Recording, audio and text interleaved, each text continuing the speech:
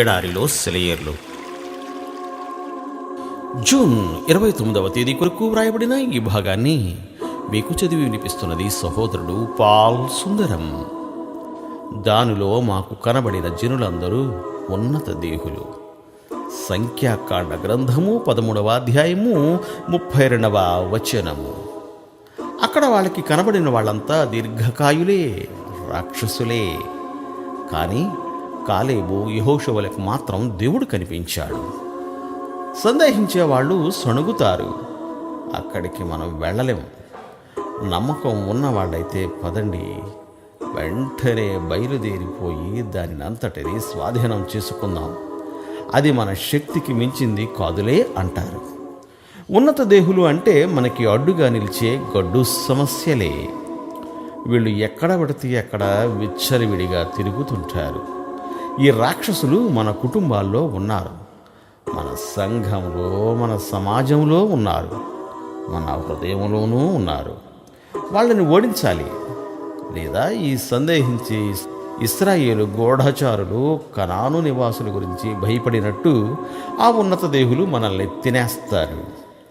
విశ్వాస వీరులన్నారు, వాళ్ళు మనకి ఆహారం, వాళ్ళని మింగేద్దాం పదండి అంటే ఈ ఉన్నత దేహులు ఉన్నారు కాబట్టి వాళ్ళని ఓడించడం ద్వారా మన బలాన్ని నిరూపించుకుందాం. వాళ్ళ లేకపోయినట్లయితే ఈ అవకాశం మనకు ఉండేది కాదు కదా అన్నారు. ఇకపోతే మనకి జయించే విశ్వాసం కనుక లేకపోతే మనం వెళ్ళే దారిలో రాక్షసులు మనల్ని లొంగదీసుకుని తినేస్తారు. యెహోషువ కాలేబులకున్న విశ్వాసాన్ని మనము నేర్చుకుందాం. దేవుని వైపుకు చూస్తే కష్టాలను ఆయనే తీరుస్తాడు. మన పనిని మనం చేయడానికి వెళ్ళే దారిలోనే ఈ దీర్ఘకాయులు మనకి తారసపడతారు. ఇశ్రాయేలీయులు ముందుకు అడుగు వేయబోతున్న సమయంలోనే ఈ దీర్ఘకాయుల బెడద వచ్చి పడింది. చెయ్యవలసిన పని మానుకుని వెనక్కి తిరిగితే ఏ రాక్షసుడు వాళ్ళ జోలికి రాలేడు. అందరూ అనుకుంటారు మన జీవితాల్లో దేవుని శక్తి మనల్ని అన్ని సంఘర్షణలకి, శోధనలకి అతీతంగా ఉంచుతుందని. కానీ నిజమేమిటంటే దేవుని శక్తి మనల్ని సంఘర్షణలకి, శోధనలకి ముఖాముఖిగా తీసుకొచ్చి నిలబెడుతుంది. రోమ్ పట్టణానికి మిషనరీగా పౌలు ప్రయాణమై వెళుతూ ఉంటే దేవుడు తన శక్తి వలన పౌలుకి తుఫానులు, పెనుగాళ్ళు, శత్రువులు ఏమీ ఎదురుపడకుండా సుఖమైన ప్రయాణాన్ని అనుగ్రహించవచ్చుగా.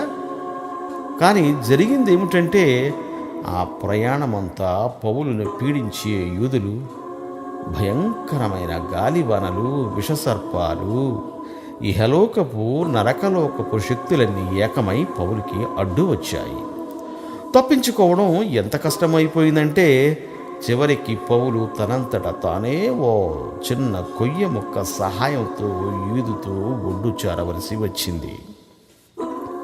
మరి అంతులేని శక్తిమంతుడైన దేవుడు మనకున్నాడు కదా. అవును, ఉన్నాడు.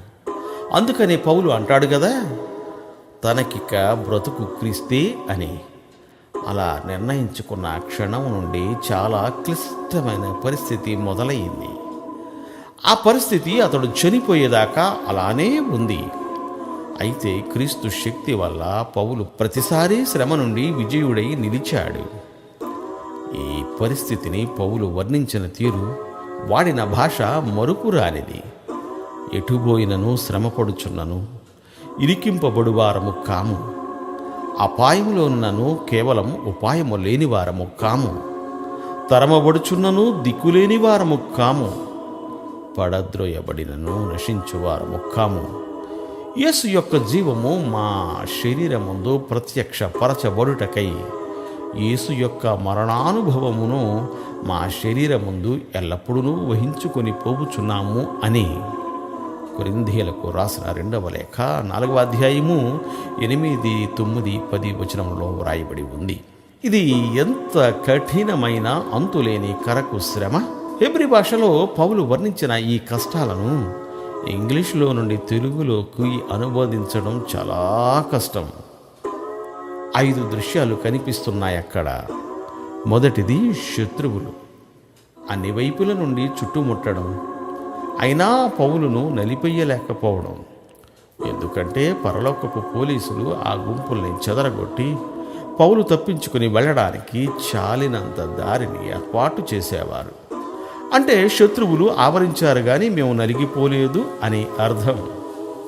రెండో దృశ్యం ఏమిటంటే దారి పూర్తిగా మూసుకుపోయింది కానీ ఎలాగోలా దారి చేసుకుని వెళ్ళాము అన్నది. తరువాత వెయ్యాల్సిన అడుగేమిటో కనిపించేంత మటుకు చిన్న కాంతి రేఖ ప్రసరించింది. మూడో దృశ్యం శత్రువు వెన్నంటి తరుముకు రావడం. పౌలును కాపాడేవాడి మాత్రం అతన్ని విడిచిపోకుండా అతని ప్రక్కనే ఉండడం. నాలుగో దృశ్యం హృదయానికి మరీ హత్తుకుపోయేదిగా ఉంది. శత్రువు పౌలును తరిమి పట్టుకోగలిగాడు. చాచిపెట్టి ఒక దెబ్బ కొట్టి పౌలును పడగొట్టాడు. అయితే అది చావు దెబ్బ కాదు. పౌలు మళ్ళీ పైకి లేవగలిగాడు, క్రింద పడ్డాడు, కానీ లొంగిపోలేదు. చివరిగా చావు గురించి మాట్లాడుతున్నాడు. యేసు యొక్క మరణానుభవము మా శరీరమందు వహిస్తున్నాము, కానీ అతడు చనిపోవడం లేదు. ఎందుకంటే యేసు యొక్క జీవము అతన్ని ఆదుకుంటున్నది. ఆయన పని పూర్తి అయ్యేదాకా ఆ జీవమే అతన్ని బ్రతికిస్తున్నది. ఎంతోమంది దేవుని మూలంగా స్వస్థత పొందే అనుభవాన్ని ఎందుకు పోగొట్టుకుంటున్నారంటే పోరాటం లేకుండా అదంతా తేలిగ్గా తమకి దక్కాలనుకుంటారు. వాళ్ళ పోరాటం చెలరేగినప్పుడు, యుద్ధం చాలా కాలం జరుగుతూ ఉన్నప్పుడు వాళ్ళు నిరుత్సాహపడిపోయి లొంగిపోతుంటారు. తేలిగ్గా దొరికేది ఏది దేవుని దగ్గర లేదు. పరలోకపు కొట్లలో చవక రకం సరుకులేమీ లేవు. దేవుడు తన దగ్గర ఉన్నదంతా త్యాగం చేసి తన విమోచనను మన కోసం సిద్ధం చేశాడు. కష్టకాలాలు విశ్వాసాన్ని నేర్పే పాఠశాలలు, వ్యక్తిత్వానికి మెరుగులు దిద్దే కార్ఖానాలు. మనం మానవపరమైన శక్తిని అధిగమించి మన మానవ శరీరాల్లో దైవశక్తిని ధరించుకోవాలంటే కానుపు నొప్పుల్లాగా ఎంతో కష్టపడాలి. చెమట, కన్నీళ్లు ప్రవహించాలి. పాత నిబంధనలోని పాత ఉదాహరణ తీసుకుంటే మోషే చూసిన పొద మండుతూ ఉంది కానీ కాలిపోవడం లేదు. కష్టాలకు గురవుతున్న దేవుని ప్రియ కుమారులారా, మీకు నమ్మిక ఉంచగలిగే శక్తి ఉంటే మీరెన్నటికీ పడిపోరు. స్థిరంగా నిలబడి ఉండండి. దాసోహమనవద్దు. దేవుడు మిమ్ము దీవించుగాక.